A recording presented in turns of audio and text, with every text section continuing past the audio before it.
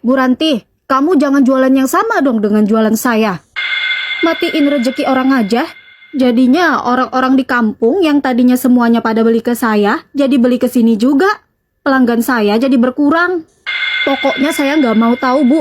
Besok ibu jangan jualan lagi.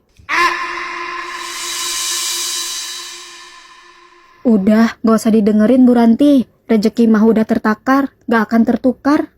Bener, Yi. Kalau saya mah lebih suka belanja di sini, pelayanannya ramah. Kalau sama dia, ketus banget. Mentang-mentang kemarin cuma dia yang jualan di kampung sini. Jadinya dia ngerasa kita yang butuh ke dia. Iya, Bu. Kemarin aja saya lihat anak ibu jajannya ke sini. Pas pulang ngelewatin rumah Bu Juleha, dia sembunyikan itu jajanannya. Oh, itu kemarin anak aku cerita pernah ditegur sama Bu Juleha pas habis jajan ke sini. Katanya, kenapa kamu jajannya di situ? Kok nggak jajan di sini? Walah, emang ya Bu Juleha itu nggak mau tersaingi. Kemarin aja pas Ibu Lastri beli mobil, mukanya langsung perenget-perengut. Karena dia maunya cuma dia aja yang punya mobil di kampung sini. Iya Bu, makanya nggak usah ditanggapin dia mah.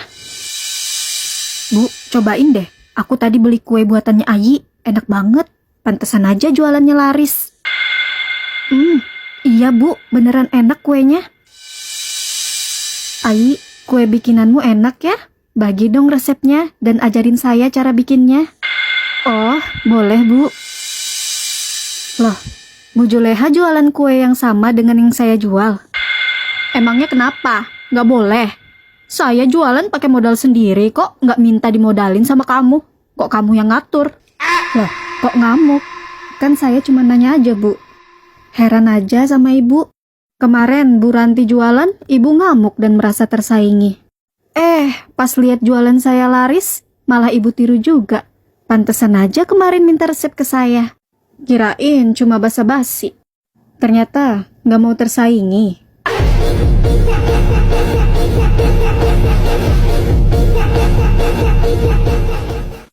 Wah, Bu Juleha renovasi rumah lagi? Iya Bu, biar makin luas. Biar orang-orang lihat rumah saya yang paling megah di kampung ini. Enak ya Bu, kalau punya uang banyak. Mau renovasi rumah langsung satset. Ya, begitulah Bu. Anak saya yang jadi dosen dan menantu saya, suaminya si Manda, gajinya besar. Makanya saya sampai bisa renovasi rumah. Wah, berarti bisa dong Bu. Nanti bikin tempat jemuran, biar nggak selalu jemuran di pagar rumah saya. Apa maksud kamu? Bilang aja, kamu iri kan? Suamimu kan penghasilannya kecil. Nggak kayak suami Manda yang penghasilannya besar. Ngapain saya iri Bu? Bagi saya, yang penting penghasilan suami saya halal. Saya juga nggak keberatan Ibu mau renovasi rumah sebesar apapun. Tapi minimal jangan nyusahin tetangga. Udah jemuran dan buang sampah selalu di depan rumah saya. Selokan pembuangan air rumah Ibu pun masa dialirkan ke pekarangan rumah saya? Demi apapun, kalau itu semua nggak dibenahi, saya nggak ridho Bu. Sayang, aku kan pindah tugas di kantor baru dan naik jabatan. Dan kamu tahu aku ketemu siapa? Siapa Mas? Suaminya Manda. Ternyata sekarang dia salah satu anak buahku. Oh ya? Dan kamu tahu kakaknya Manda yang dosen itu sekarang udah dipecat. Apa? Kok bisa? Kenapa Mas? Dia ketahuan korupsi dana mahasiswa yang mau wisuda. Jadinya banyak mahasiswa yang gagal wisuda dan akhirnya dipecat. Ya Allah, jadi sekarang dia kerja apa Mas? Dia jadi tukang ojek online. Oh, pantesan Bu Juleha sekarang terlilit hutang. Dan satu persatu asetnya dijual. Iya, itulah buktinya bahwa roda kehidupan berputar. Yah, dulu mereka sangat berkuasa dan semena-mena. Tapi sekarang Allah rubah semuanya agar kita mengerti bahwa Allah lah yang maha kaya dan maha kuasa. Maka tidak sepantasnya kita sombong dan merendahkan orang lain. Apa yang kita miliki semuanya hanyalah titipan. Ayi, saya kan udah pernah bilang, ganti aja motor Brian, beli yang baru. Nanti setor bulanan, ambil kreditan motor sekarang kan gampang. Saya juga nggak tahu mah, Mas Brian nggak pernah ngomong apa-apa. Ya itu karena takut, kan sekarang udah ada istri. Dulu dia nurut-nurut aja sama mama. Makanya kalau orang tua ngomong itu didengerin, jangan masuk kuping kanan, keluar kuping kiri. Mas, kata mama beli aja motor baru kredit di dealer. Dulu aku pernah ambil motor kredit di dealer. Aku bayar tiap bulannya. Tapi ternyata motornya bukan atas namaku, tapi atas nama mama. Nanti aku jual aja motorku yang rusak ini. Mas, kita kan bulan kemarin banyak pengeluaran habis beli motor dan ganti plat motornya. Orang tuamu juga nggak mau bantu saat kita butuh uang kemarin. Gimana kalau kita kasih 1 juta aja untuk bulan ini? Jangan setengah gajimu. Udah, aku males ribut. Sini, biar aku aja yang kasih uangnya ke mama. Sejak saat itu, aku jarang mendoakan suamiku. Duh, sekarang rezeki aku jadi seret. Aku udah gak pernah dapat bonus. Ini pasti gara-gara kamu gak ikhlas ngasih ke orang tuaku kan?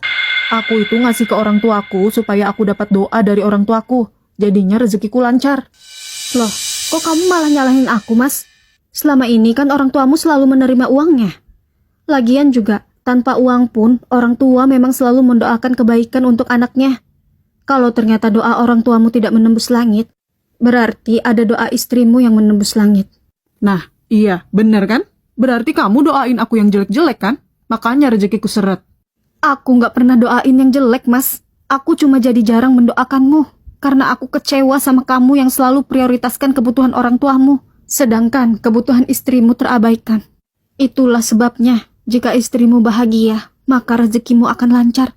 Karena ada doa dari istrimu. Selama ini kamu hanya percaya dengan doa ibumu, tapi kamu tidak percaya dengan doa istrimu. Aku nggak ngelarang kamu mau ngasih orang tuamu, Mas. Tapi kamu juga harus lihat keadaan istrimu. Apakah nafkah untuk istrimu sudah terpenuhi atau belum? Pak, pohon belimbing uluh di rumah daunnya sudah lebat dan terlalu tinggi, hampir nyentuh kabel listrik yang ada di jalan. Saya khawatir kalau musim hujan ambruk. Boleh nggak Pak pohonnya dipangkas? Oh, iya boleh. Nanti biar saya yang sediakan tukang dan ongkosnya. Baik Pak, terima kasih. Pak, sebelum ditebang itu belimbing uluhnya diambilin dulu ya. Rencananya mau saya bagi-bagikan ke tetangga. Oh, iya Neng. Heh, ngapain kamu? Nebang pohon, Ti. Siapa yang nyuruh? Ya, yang punya rumah, Ti. Nggak bisa, pohon ini punya saya. Nggak bisa ditebang. Ada apa Uti? Kok rame-rame di depan rumah saya? Rumah kamu? Heh, kamu itu cuma ngontrak di sini. Kok berani-beraninya kamu nebang belimbing aku? Uti, saya sudah lapor Pak Ridwan dan sudah disetujui. Tukang ini juga Pak Ridwan yang bawa. Enggak iso, Ridwan itu nggak tahu apa-apa. Pohon ini aku yang nyiramin. Aku yang ngerawat selama rumah ini kosong. Kok bisa main tebang aja tanpa izin aku? Tapi kalau nggak ditebang nanti roboh Uti. Sok tahu. Belimbing seger-seger kok mau ditebang. Mana ini buahnya? Rontok semua. Nggak ditebang habis, Uti. Cuma dipangkas saja, biar nggak bahaya. Nanti juga tumbuh lagi. Ya, tapi izin saya dulu. Saya yang merawat pohon ini. Kamu cuma ngontrak, cuma nerima beres aja. Ini buahnya juga hilang semua. Nggak hilang, Uti. Sudah diambilin sama tukangnya tadi sebelum dipotong. Mana? Itu ada di teras. Sabar ya Mbak, Uti memang begitu wataknya. Makanya kita yang ngerawat Uti nggak ada yang mau bermalam di rumah Uti. Oh gitu. Emang kamu anaknya Mbah Uti? Oh bukan, saya cuman perawat aja. Oh, emang anaknya Uti kemana? Anaknya Uti cuman satu, istrinya nggak mau tinggal dengan Uti. Makanya anaknya minta tolong ke kami untuk ngerawat Uti. Oh gitu. Pantesan. Aku yang tetangganya aja nggak betah tinggal di sini. Sebaiknya untuk sementara kamu pulang ke rumah ibumu dulu. Mas bingung, gak tahu kita harus tinggal di mana lagi. Kasihan kamu dan anak-anak. Bu, maaf saya titip istri dan anak-anak saya untuk sementara ya. Sampai saya dapat pekerjaan dan tempat tinggal. Astagfirullah, kasihan sekali nasib anak dan cucuku. Kamu ini bagaimana sih sebagai suami? Kamu sudah lalai. Maaf Bu. Sayang, alhamdulillah Mas sudah dapat kerjaan dan rumah kontrakan. Alhamdulillah Mas. Besok Mas jemput kamu dan anak-anak di rumah ibu ya. Iya Mas. Dek, abang lagi kelilit hutang. Abang bisa pinjam uang? Maaf bang, kalau bantu uang aku juga lagi nggak ada. Gimana kalau abang ikut kerja aja sama aku? Kerja bangunan. Bolehlah kalau begitu. Lagi-lagi aku dihantui oleh abang iparku itu. Dan feelingku gak enak soal ini.